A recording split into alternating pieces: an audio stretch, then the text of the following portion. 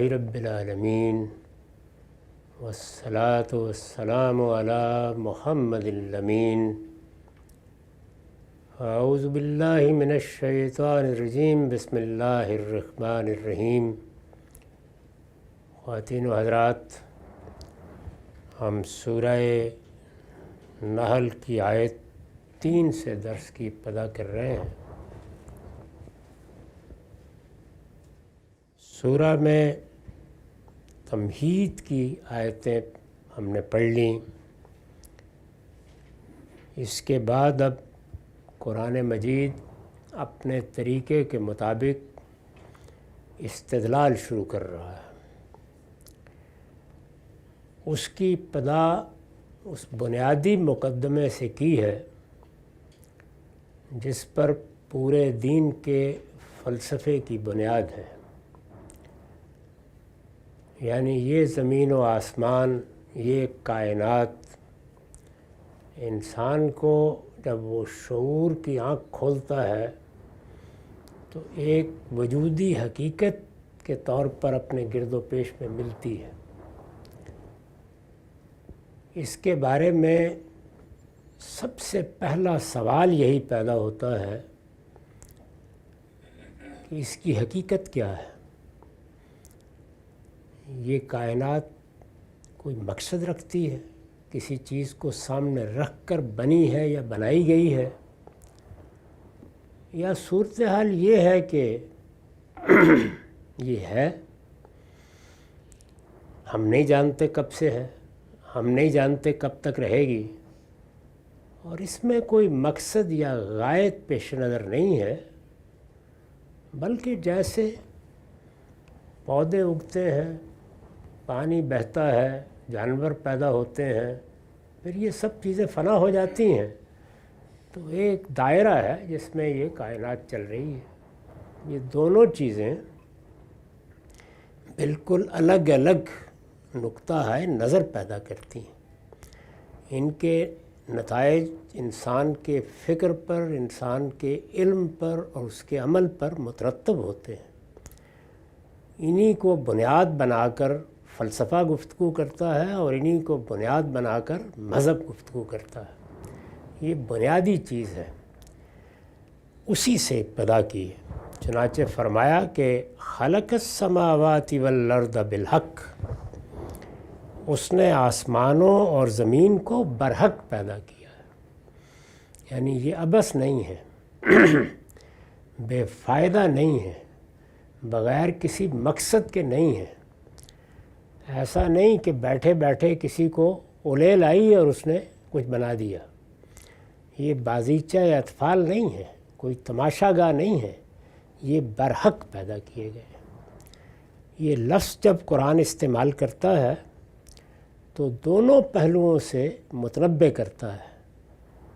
ایک اس پہلو سے کہ یہ کوئی خیال یا واہمہ نہیں ہے جس کو تم کائنات کی صورت میں دیکھتے ہو، یہ ایک حقیقی چیز ہے، اور اس کو ایک پروردگار، ایک علیم و حکیم ہستی نے پیدا کیا ہے۔ اور دوسرے یہ کہ یہ حقیقی چیز کسی کھیل تماشے کے طور پر پیدا نہیں کی گئی، یہ ایک بڑے مقصد کو سامنے رکھ کر پیدا کی گئی ہے۔ تو دونوں باتوں کو پیش نظر رکھ کے یہاں سے استدلال کی، ریزننگ کی تمہید اٹھائی ہے۔ خلق السماوات والارض بالحق، اس نے آسمانوں اور زمین کو برحق پیدا کیا ہے۔ چنانچہ میں نے اس پر حاشیہ لکھا ہے، برحق پیدا کیا ہے یعنی غایت و حکمت کے ساتھ پیدا کیا ہے۔ اس کے پیدا کرنے میں ایک حکمت بھی ملحوظ ہے اور اس کا ایک مقصد بھی ہے۔ چنانچہ ضروری ہے، یعنی جب غایت و حکمت کے ساتھ پیدا کیا ہے، مقصد کے ساتھ پیدا کیا ہے، بے معنی پیدا نہیں کر دیا، تو پھر ضروری ہے کہ یہ کائنات بامعنی انجام کو پہنچے، یعنی پھر اس کا انجام یہ نہیں ہو سکتا کہ ایک دائرے میں گردش کرتی رہے اور ازل سے کر رہی ہو اور ابد تک کرتی رہے، یہ بھی نہیں ہو سکتا۔ اور یہ بھی نہیں ہو سکتا کہ کسی دن طبعی قوانین کے تحت ختم ہو جائے اور کسی چیز کا کوئی نتیجہ نہ نکلے۔ تو دونوں کام اگر تم سمجھو کہ ہو سکتے ہیں تو اس کا مطلب ہے کہ یہ پھر کوئی بامانی چیز ہی نہیں ہے، یہ کار عبث ہے، بے فائدہ کام ہے۔ چنانچہ ضروری ہے کہ یہ کائنات بامانی انجام کو پہنچے، اور اس میں جو کچھ ہوا ہے، ظاہر ہے کہ اس پوری کائنات میں، ہماری کائنات ہے، قرآن مجید تو یہ بتاتا ہے کہ اس کے علاوہ 6 اور بھی ہیں جو انسان کی رسائی سے ماوراء ہیں، لیکن جو ہماری کائنات ہے اس میں کیا ہو رہا ہے، یعنی اس کائنات کو اگر دیکھیے تو یہ ایک وسیع کائنات ہے۔ وسعت کا لفظ اپنے معنی کھو دیتا ہے جب ہم اس کائنات کو سمجھنا شروع کرتے ہیں۔ یہ احساس ہوتا ہے کہ گویا بلا نہایت پھیلی ہوئی ہے اور اتنے فاصلوں پر ہے کہ ہمارے تمام عادات ختم ہو جاتے ہیں، یہاں تک کہ ہمیں نئے پیمانے ایجاد کرنے پڑے ہیں۔ اب ہم نوری سالوں میں پیمائش کرنے کی صحیح کرتے ہیں۔ اس میں ایک ذرے کے برابر اگر کائنات کے تناسب سے دیکھیں یا اس کی وسعت کے تناسب سے دیکھیں تو ایک سیارہ ہے جس پر اللہ تعالیٰ نے یہ باشعور مخلوق پیدا کی، یعنی انسان، اور پھر اپنے پیغمبروں کی وساطت سے یہ بتایا ہے کہ تمہارے علاوہ اور تم سے پہلے بھی جنات ایسی ہی باشعور مخلوق کی حیثیت سے اس پر موجود رہے ہیں۔ یہ مخلوقات کیا ایسے ہی ختم ہو جائیں گی؟ ان کے شعور نے جو ان کو خود اپنا شعور دیا ہے وہ کسی نتیجے تک نہیں پہنچے گا، اس کے کوئی معنی اور اس کا کوئی انجام نہیں ہوگا۔ چنانچہ یہ کائنات بامانی انجام کو پہنچے، یہ اس کے برحق ہونے، اس کے بامقصد ہونے، اس کے پرحکمت ہونے کا تقاضا ہے۔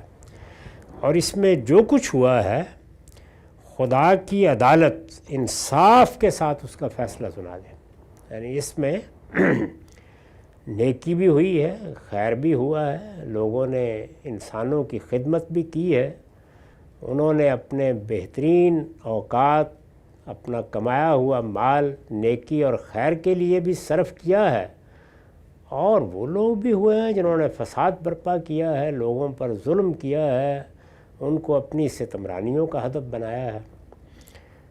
تو اس کا کوئی فیصلہ نہیں ہوگا۔ خدا انصاف کے ساتھ اس کا اگر فیصلہ نہیں سنا رہا تو پھر یہ کوئی انجام نہیں ہے، یہ کوئی بازیچہ یا اطفال نہیں ہے، یعنی بچوں کا کھیل نہیں ہے کہ لوگ اس میں جو چاہے کرتے پھریں اور ان سے کوئی باز پرس نہ ہو۔ یہ اس کے برحق ہونے، اس کے بامقصد ہونے اور اس کی غایت کے ساتھ اس کو پیدا کیے جانے کا تقاضا ہے، اسی سے پیدا کیے۔ تو فرمایا کہ برحق پیدا کیا ہے، تو اب ظاہر ہے کہ پھر اس کے نتیجے میں اس کائنات کا پروردگار کچھ فیصلے کرے گا۔ کیا خیال کرتے ہو کہ اس کے فیصلوں پر کوئی اثر انداز ہو جائے گا؟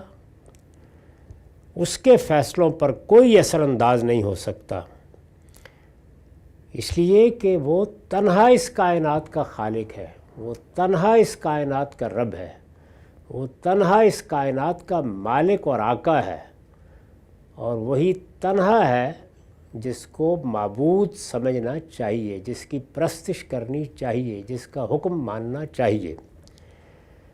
تو فرمایا کہ وہ برتر ہے ان چیزوں سے، تعالی عما یشرکون، جنہیں یہ شریک ٹھہراتے ہیں۔ جب اس پورے عالم میں اس کے سوا نہ کوئی آقا ہے، نہ کوئی مالک ہے، نہ کوئی رب ہے، نہ کوئی معبود ہے، نہ خلق میں کسی کا کوئی حصہ ہے، نہ اس کائنات کو نظم کے طور پر چلانے میں کسی کا کوئی ہاتھ ہے، تو پھر اس کے فیصلے ہی آخری فیصلے ہوں گے، اس پر کوئی اثر انداز نہیں ہو سکتا، اس لیے کہ اس کا کوئی شریک، اس کا کوئی ساجی نہیں ہے۔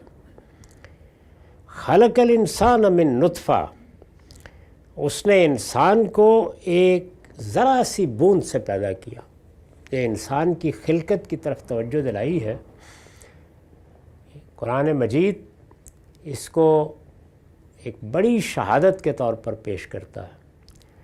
اس کی وجہ یہ ہے کہ انسان اپنے آپ کو جانتا ہے اور سب سے بڑھ کر اپنے آپ ہی کو جانتا ہے کہ وہ کس طرح کی مخلوق ہے۔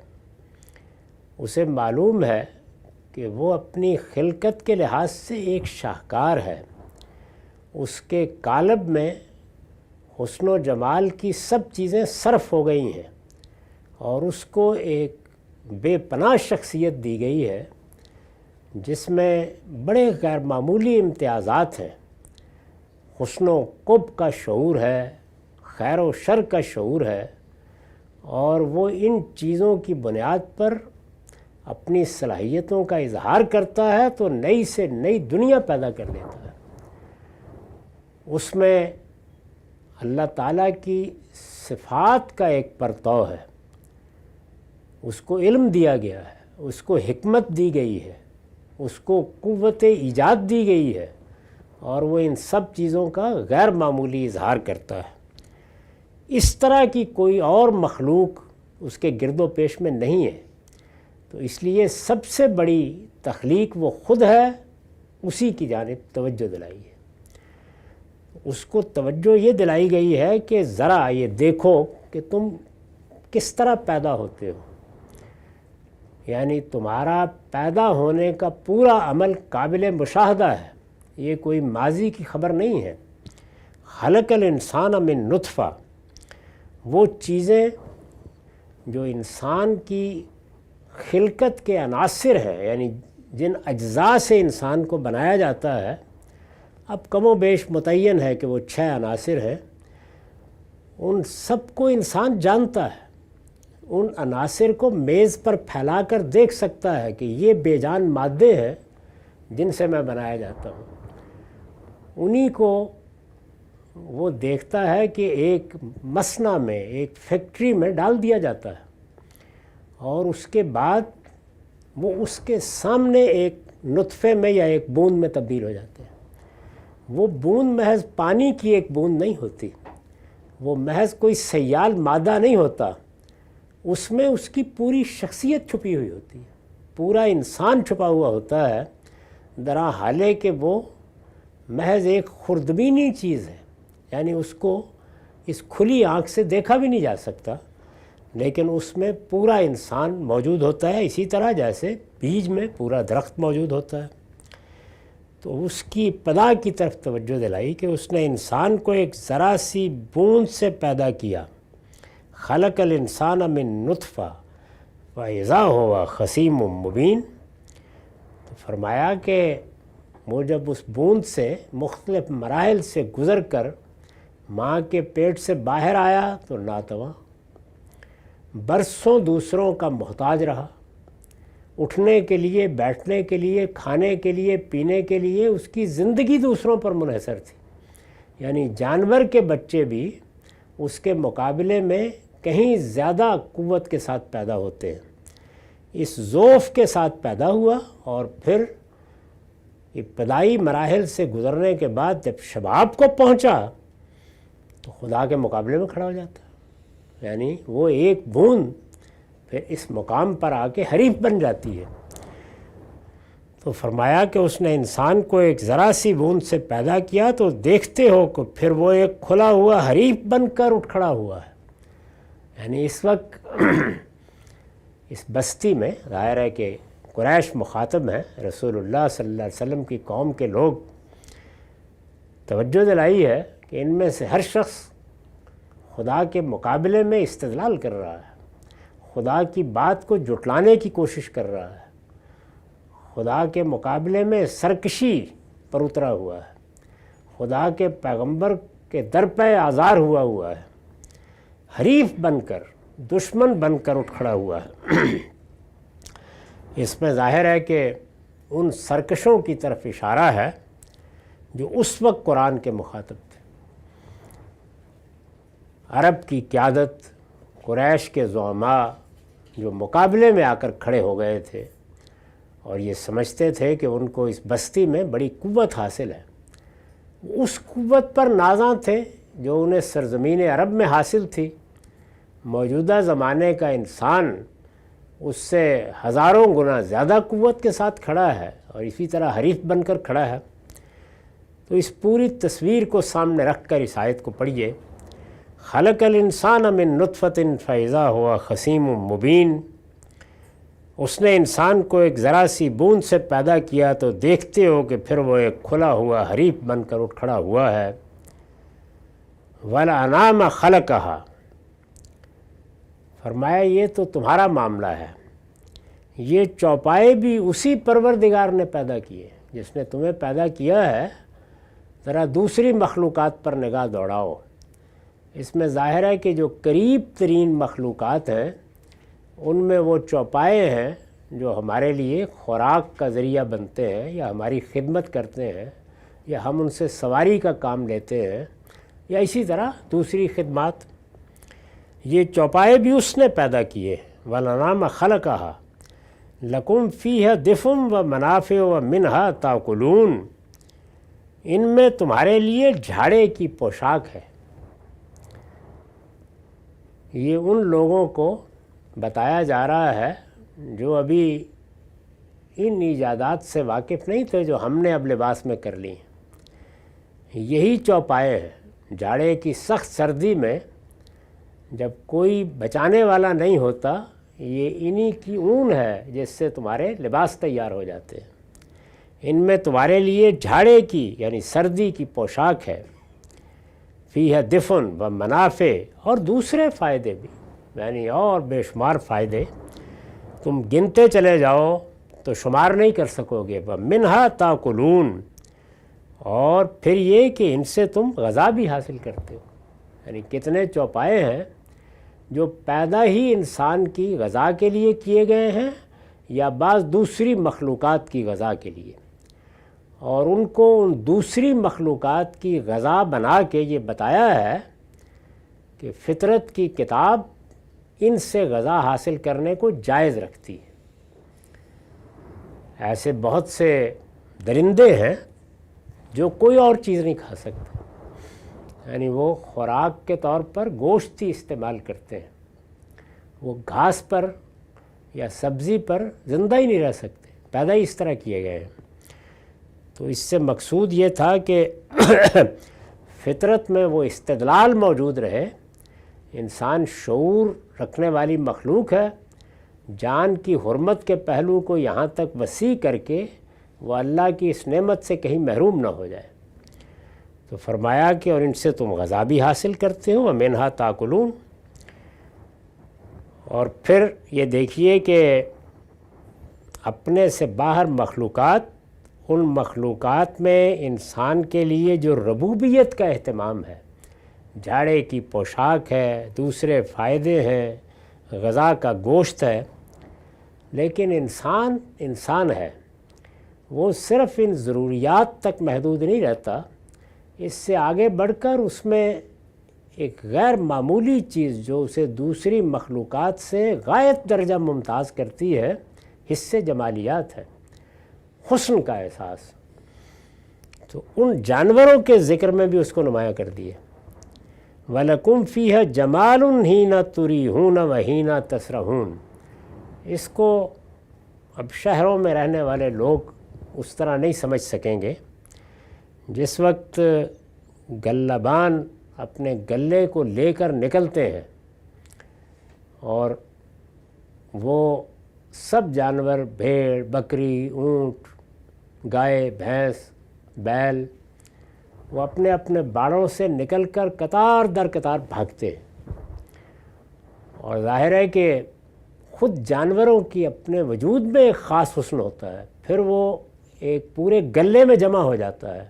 پھر اس گلے کے نکلنے کا انداز جس طرح وہ نکلتا ہے، وہ چرتے چکتے ہیں، واپس آتے ہیں جب تو بہت تازہ ہو گئے ہوتے ہیں گھاس کھا کے، اور ایک خاص فربہی ان میں آ جاتی ہے، اور پھر وہ اپنے اپنے ٹھکانوں کی طرف واپس آ رہے ہوتے ہیں۔ تو اس سے جو منظر پیدا ہوتا ہے ایک دہقان کے لیے، ایک گلہبان کے لیے، وہ ایک خاص طرح کا جمال رکھتا ہے اپنے اندر، ایک خاص طرح کا حسن رکھتا ہے۔ جن لوگوں کو جانوروں کو اس طرح پالنے دیکھنے کا موقع ملا ہے وہ یہ جانتے ہیں کہ وہ الگ الگ بھی حسن رکھتے ہیں، وہ اپنے باڑے میں بھی حسن رکھتے ہیں، وہ اپنی باغ دوڑ میں بھی ایک خاص حسن رکھتے ہیں، اور پھر اس طرح گلے میں نکلنے اور شام کو واپس آنے میں بھی ایک غیر معمولی منظر پیدا ہوتا ہے دہقانوں کے لیے، گلہبانوں کے لیے۔ اس کی تصویر کھینچتی ہے۔ وَلَكُمْ فِيهَا جَمَالٌ حِينَ تُرِيحُونَ وَحِينَ تَسْرَحُونَ، ان کے اندر تمہارے لیے جمال بھی ہے، حسن بھی ہے۔ اس سے اندازہ کیجئے کہ حسن بجائے خود کتنی بڑی نعمت ہے اللہ تعالیٰ کی۔ یہ کس طرح نظر نوازی کا سامان کرتا ہے۔ جن لوگوں کے اندر حسن کی قدر ہوتی ہے، وہ فطرت میں ہو، پھول میں ہو، شخص میں ہو، وہ اس کو دیکھتے ہیں تو کہتے ہیں کہ پروردگار تو ہر عیب سے پاک ہے، یہ تیرا ہی کمال ہے جس کا ظہور ان سب چیزوں میں ہوا ہے۔ تو فرمایا کہ ان کے اندر تمہارے لیے جمال بھی ہے، اور پھر تصویر سامنے لا کے بتایا ہین تریحون وحین تسرحون، جب کہ شام کے وقت ان کو واپس لاتے ہو اور جب صبح کو چرنے کے لیے چھوڑتے ہو۔ یعنی جو منظر اس وقت پیدا ہوتا ہے اس میں تمہارے لیے نظر نوازی کا کیا سامان ہوتا ہے۔ اس میں ایک سوال پیدا ہوتا ہے کہ ترتیب کا تقاضا تو یہ تھا کہ یہ کہا جاتا کہ جب صبح کو چرنے کے لیے چھوڑتے ہو اور جب شام کو واپس لاتے ہو، اس لیے کہ ابتدا تو اس منظر کی صبح ہوتی ہے جب چرنے کے لیے چھوڑا جاتا ہے۔ قرآن نے الٹ دی ترتیب اور یہ کہا جب شام کے وقت ان کو واپس لاتے ہو اور جب صبح کو چرنے کے لیے چھوڑتے ہو۔ گویا شام سے نگاہ کو متوجہ کیا ہے صبح تک۔ اس پر میں نے لکھا ہے کہ اصل الفاظ ہیں ہینا تریحون و ہینا تسرحون۔ ان میں سرا